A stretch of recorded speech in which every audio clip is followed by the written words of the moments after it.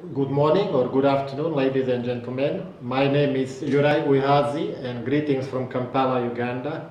I'm going to tell you a little bit today about the Biodiversity Investment Fund implemented by East African Development Bank in Uganda. I'm a team leader for this project and I work for the company called Agriculture and Finance Consultants, which is a German consulting firm providing technical assistance on this project. So this fund has been in operation for about 2.5 years.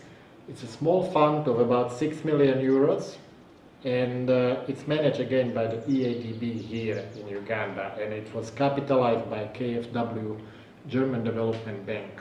Yes, so what we do, this fund provides loan financing for businesses in Uganda that are commercially viable, but they can also demonstrate a positive and measurable impact towards biodiversity in Uganda.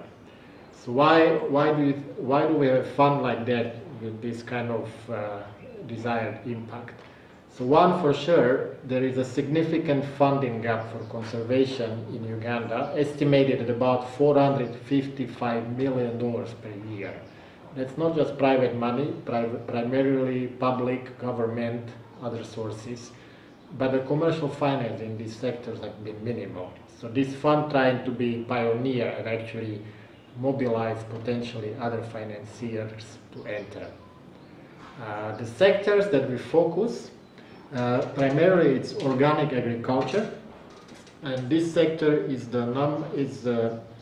Uganda actually leads Africa in what you call organic certified producers, about 200,000 in Uganda. And the exports are also number one, over $50 million per year, and it's growing quite fast. And these are the products, value-added products. It could be coffee, it could be horticulture, fruits, vegetables, shea nut, maybe some spices and sesame and others. Aquaculture is also a fast-growing segment. Uganda has a lot of big lakes, so there is a lot of investments, for example, in cage farming, and there are some environmental issues that need to be addressed as this sector grows. That's why it's our focus. Thirdly, forestry, it's also growing, and when we say forestry, it's not just timber, for example, plantations, but also other products you can get from the forest, such as honey, shea nut, which also are very fast growing here and have a good opportunity for conservation. Another sector, of course, I cannot avoid is tourism, which is the number one foreign exchange earner in Uganda, and it's been growing very fast over the past decade. However, now, as we know, due to the global public health situation, things have changed, and the sector will have to reinvent itself. So when we talk biodiversity impact, we also have to look at climate change, because those two go in parallel. You cannot address biodiversity loss without tackling climate change and vice versa. So when we already have the weather patterns that are changing, biodiversity assets actually provide one of the best solutions to address impact of climate change. So if you have forests standing, you protect watersheds, and you make communities less vulnerable to climate change. So these two go hand in hand, and it reflects in our methodology, because what we're trying to do is to create what we call climate resilient businesses and financial institutions as well. So our approach can be summarized as biodiversity-based climate change adaptation approach. The methodology that we use is based on the AFC performance standard framework, specifically standard number 6 that you might be aware of.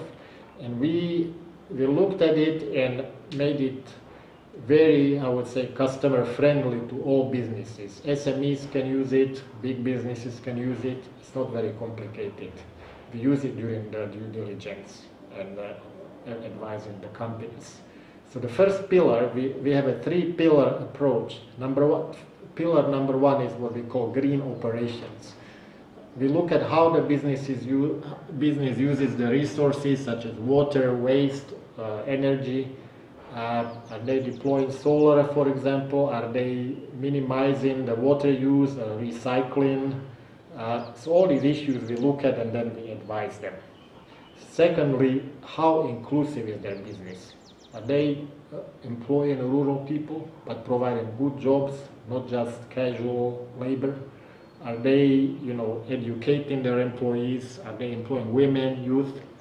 And also, are they developing local supply chains? For example, especially tourism businesses in remote areas. Are they engaging with local communities to actually purchase supplies from the local area?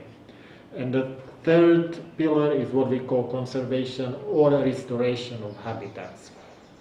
So we look at how can the business through their operation actually assist with restoring or conserving some habitats.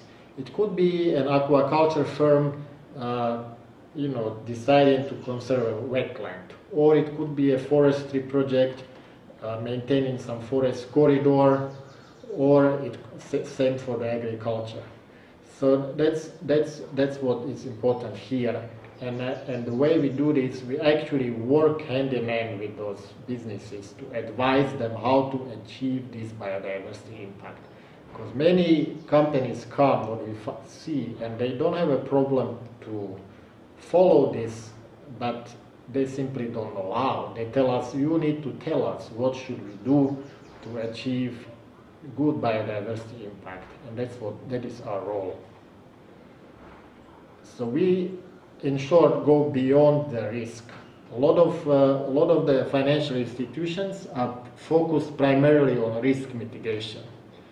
Yeah, they have the risk ratings, and there is nothing wrong with that because, of course, any loan portfolio must be, the least risky as possible. Now, what we also add in here is impact. So you mitigate your risks, but you also create a positive impact. So this is the major difference. And we follow, for example, a mitigation hierarchy. It's an established methodology used globally. It's studied in the extractive sector really, but it can be used in many others. And I don't have time to go into it in deep, but in short, it follows the logic that first the business should avoid any negative impact. If you cannot avoid it, you minimize, and whatever you cannot minimize, you either restore or you offset. So that's how we look at it. And second, then we develop what we call a biodiversity impact models for those companies through our experts. And how we do that is we have a team of experts. We have an aquaculture expert, organic agriculture, biodiversity, business planning. So these people actually help to do that. Some additional layers of our criteria is we also look at a little bit at geographical prioritization. So any potential investee should conduct business at least partially, in some areas of high biodiversity. So if you have an organic farm, yes, you can do it also. It's a good thing to do it anywhere, but preferably if you also trying to reduce pressure on some other natural environment, that's a big plus. And especially in agriculture, what we look at is not just individual farms, but this kind of a landscape planning is very important. So if you have a company, say with 3,000 or 5,000 outgrowers, you look at how the whole landscape is being affected, not just individual farmers. And you may decide to protect some buffer zones or some watersheds or other areas. We also try to follow the best practices of each sector. There are some certifications available, again, several organic certifications for agriculture, for example. because those are needed to actually sell those products. So what can actually help to make this fund even more successful? I would say some interventions to reduce the risk, the risk of these loans, such as third-party guarantees. That could help.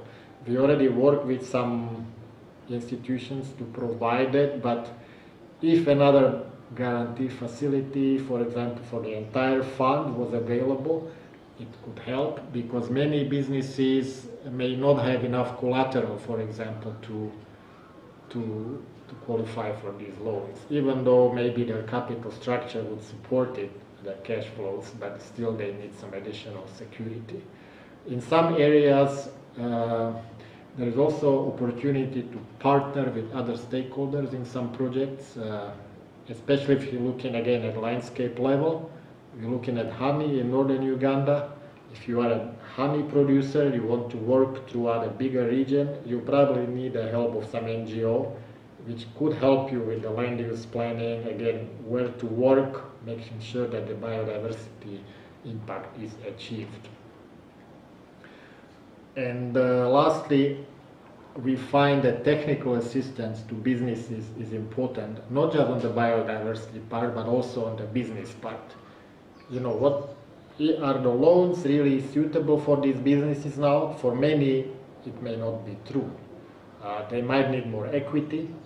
So I believe that this kind of fund would be even more successful if it could also provide, say, equity or other types of mezzanine finance, because businesses tend to sometimes look for loans too much, but actually they may need some other types of investors first. And lastly, I must say that on the technical assistance, we go beyond business planning, because what's important again is how this business plan is implemented. So it's critical to see how the company will invest in their strategic and operational issues such as staffing, sales and marketing, compliance and other functions. These are sometimes overlooked. People tend to overemphasize, say, capital expenditures, but they kind of under budget their investment in these softer areas, so that we try to help with that as well. So in conclusion, this has been a very interesting project, and the fund is definitely, there is demand for this kind of money, and we can say that if this sort of biodiversity impact investment is mainstream, and this debt financing becomes climate proof, that will also increase the long-term performance of the investments. Thank you.